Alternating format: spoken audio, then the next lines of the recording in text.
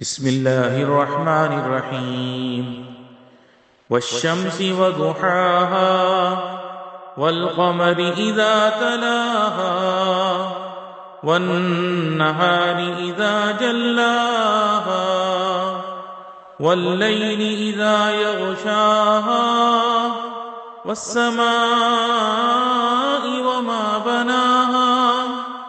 والأرض وما طحاها ونفس وما سواها فألهمها فجورها وتقواها